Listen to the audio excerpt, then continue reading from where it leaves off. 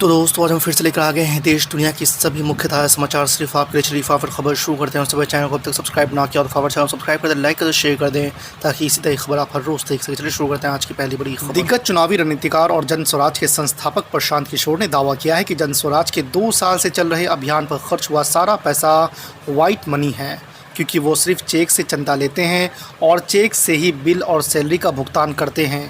उन्होंने ऐलान किया है कि अभियान के बाद वो सारे चंदों का हिसाब जारी करेंगे, जिससे पता चल जाएगा कि किसने कितना दिया और कहां खर्च हुआ। लोकसभा चुनावों के दौरान खाली हुई यूपी की 10 विधानसभा सीटों पर होने वाले उपचुनाव को लेकर अखिलेश यादव पूरी तरह से तैयारी में जुट गए हैं। अखिलेश यादव ने विधानसभा उपचुनाव को लेकर अपने रणनीति बनानी शुरू कर दी है। अखिलेश यादव ने 10 में से 6 सीटों पर प्रभारी उतारे हैं। अयोध्या में आने वाले प्रतिष्ठापूर्ण सीट मिल्कीपुर को जीतने के लिए फैजाबाद से सांसद अवधेश प्रसाद और विधान परिषद में नेता प्रतिपक्ष लाल बिहारी यादव को लगाया गया है। खास बात यह है कि मुख्यमंत्री योगी आदित्यनाथ भी मिल्कीपुर और कटेरी विधानसभा सीट पर खास तौर पर फोकस किए हुए हैं। बीते महीनों में आम आदमी पार्टी के 4 बड़े नेता जेल में थे। इनमें संजय सिंह, मनीष सिसोदिया, सत्येंद्र जैन और अरविंद केजरीवाल का नाम शामिल है। हालांकि अब इनमें से 2 बड़े नेता जेल से बाहर आ गए हैं। सोमवार को मनीष सिसोदिया ने दावा किया कि जल्द ही अरविंद केजरीवाल भी जेल से बाहर आ जाएंगे। उत्तर प्रदेश के मुख्यमंत्री योगी आदित्यनाथ ने अधिकारियों को निर्देश दिए हैं कि जल्द से जल्द प्रदेश के सभी गांवों में शुद्ध पेयजल देने की व्यवस्था को पूरा किया जाए। उन्होंने कहा है कि पाइपलाइन बिछाने के साथ ही उसके संचालन और मरम्मत को लेकर भी समुचित व्यवस्था होनी चाहिए। जल जीवन मिशन में हर घर शुद्ध पेयजल पहुंचाने का कार्य प्लम्बर की भूमिका को सबसे महत्वपूर्ण बताते हुए मुख्यमंत्री ने इनकी समुचित ट्रेनिंग के लिए अधिकारियों को निर्देश दिए हैं। हरियाणा के मुख्यमंत्री नायब सिंह सैनी ने सोमवार को हर घर हर गृहिणी योजना पोर्टल लॉन्च कर दिया है। इसके तहत राज्य में अब अंत्योदय परिवारों को 500 रुपये में गैस सिलेंडर दिया जाएगा। रिपोर्ट के मुताबिक इस योजना के तहत हरियाणा के लगभग 50 लाख बीपीएल परिवारों को 500 रुपये में गैस सिलेंडर उपलब्ध कराए जाएंगे। 500 रुपये से अधिक की कोई भी राशि सरकार की ओर से डीबीटी के जरिए सब्सिडी के रूप में हर महीने लाभार्थी के खाते में डाली जाएगी। मुख्य विपक्षी पार्टी कांग्रेस ने सेबी के प्रमुख माधवी बूच के खिलाफ हिंडनबर्ग रिसर्च के आरोपों को लेकर सोमवार को उनके इस्तीफे की मांग की और सुप्रीम कोर्ट से आग्रह किया है कि वो इस मामले की जांच सीबीआई या एसआईटी को सौंप दे। पार्टी महासचिव जयराम रमेश ने अडानी मामले में सेबी के समझौता करने की आशंका जताते हुए ये मांग दोहराई है कि इस मामले की जांच के लिए एक संयुक्त संसदीय समिति का गठन होना चाहिए। लोकसभा चुनाव में भाजपा को यूपी, महाराष्ट्र जैसे राज्यों में बड़ा नुकसान उठाना पड़ा। इसके पीछे इन चर्चाओं को वजह माना गया था, जिनमें विपक्ष ने आरोप लगाया था कि भाजपा फिर से लौटी तो वो संविधान बदल देगी और आरक्षण को समाप्त कर देगी। इस बीच विपक्ष ने एक बार फिर से आरक्षण के मसले को उठाना शुरू कर दिया है और जातिगत कोटे को 50% से ज़्यादा किए जाने की मांग कर दी है। हरियाणा के पूर्व उप मुख्यमंत्री और जननायक जनता पार्टी नेता दुष्यंत चौटाला ने महिला पहलवान विनेश फोगाट को राज्यसभा सांसद बनाने के लिए देश की राष्ट्रपति द्रौपदी मुर्मू और प्रधानमंत्री नरेंद्र मोदी से मांग की है। दुष्यंत चौटाला ने कहा है कि राज्यसभा में 4 मनोनीत सदस्यों की सीट खाली है, जिस पर राष्ट्रपति जल्द ही 4 सदस्यों को मनोनीत करेगी। बांग्लादेश में शेख हसीना के देश छोड़कर भागने को सप्ताह से ज़्यादा का समय हो गया है, लेकिन हिंसा और आगजनी थमने का नाम नहीं ले रही है। 16 जुलाई से अभी तक कम से कम 42 पुलिस कर्मियों समेत 500 से ज़्यादा लोगों की मौत हो चुकी है। हिंदुओं समेत बांग्लादेश में अल्पसंख्यकों के खिलाफ जमकर हिंसा हो रही है। लोकल मीडिया रिपोर्ट है कि कई हिंदुओं के घरों में आगजनी अभी भी जारी है। हमास के खिलाफ युद्ध में उलझे इजराइल पर नया संकट गहरा गया है। तेहरान में हमास चीफ इस्माइल हानिया के कत्ल के बाद ईरान बदले की आग में जल रहा है। हिजबुल्लाह और ईरान के साथ बढ़ते तनाव के बीच पूर्व इजरायली मिलिट्री चीफ ने कहा है कि युद्ध की संभावना बहुत करीब है। इस बीच अमेरिका ने एक कदम आगे बढ़ते हुए मिसाइलों से लैस पनडुब्बी मिडिल ईस्ट भेज दी है। बंगाल के मुख्यमंत्री कोलकाता में दुष्कर्म और मर्डर का शिकार हुई डॉक्टर के घर पहुंची। इस मामले को लेकर उनकी सरकार बैकफुट पर है और भाजपा समेत समूचा विपक्ष उन पर हमलावर है। इस मामले में अब ममता बनर्जी एक्टिव है और उन्होंने पुलिस को रविवार तक मामले की जांच खत्म करने को कहा है। उन्होंने कहा है कि यदि पुलिस इस मामले की जांच रविवार तक नहीं कर पाई तो फिर वो केस सीबीआई को ट्रांसफर कर देंगी। पंजाब और हरियाणा को जोड़ने वाले शंभू बॉर्डर को आंशिक तौर पर खोलने का आदेश सुप्रीम कोर्ट ने दिया है। सोमवार को इस मामले की सुनवाई करते हुए अदालत ने कहा कि बॉर्डर को महिलाओं और बच्चों के लिए खोल देना चाहिए। इसके अलावा एम्बुलेंस, आवश्यक सेवाओं और स्थानीय यात्रियों की आवाजाही के लिए शंभू बॉर्डर पर सड़क को आंशिक रूप से खोलने की आवश्यकता है।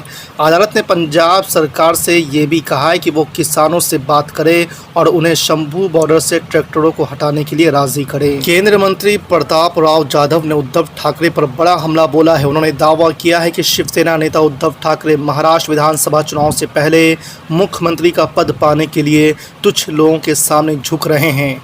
केंद्रीय मंत्री ने कहा है कि वो जी हजूरी कर रहे हैं और उन्हें पार्टी की विचारधारा की भी परवाह नहीं है। लोकसभा चुनाव के बाद अब यूपी की 10 विधानसभा सीटों पर होने जा रहे उपचुनाव में भी बसपा कहीं सपा, कांग्रेस तो कहीं भाजपा की मुश्किलें बढ़ा सकती है।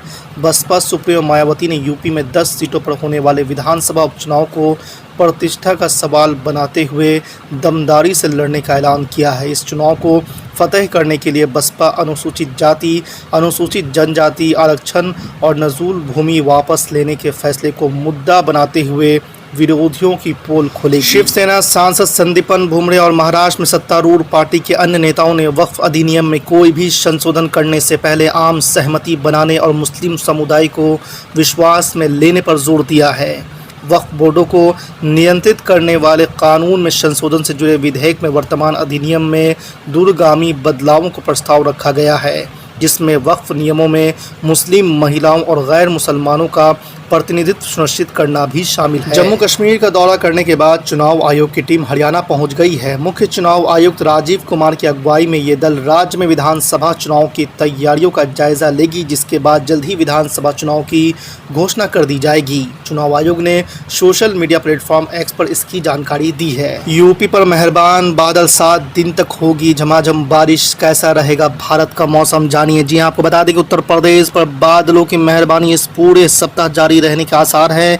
ऐसा ही मौसम राजस्थान के कुछ हिस्सों में भी देखने को मिल सकता है।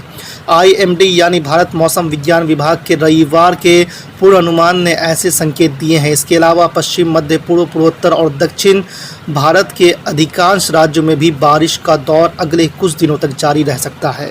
सेबी की प्रमुख ने अब तक क्यों नहीं दिया इस्तीफा, घाटे का कौन होगा जिम्मेदार, हिंडनबर्ग रिपोर्ट पर बोले राहुल गांधी। जी आपको बता दें कि अमेरिका की short seller company Hindenburg research की नई रिपोर्ट को लेकर राहुल गांधी ने सरकार को घेर लिया है। राहुल गांधी ने एक वीडियो शेयर कर पूछा है कि सेबी के अध्यक्ष माधवी पूरी बूझ पर लगाए गए आरोपों के बाद यदि निवेशक अपनी गाड़ी कमाई खो देते हैं तो किसकी जवाबदेही होगी।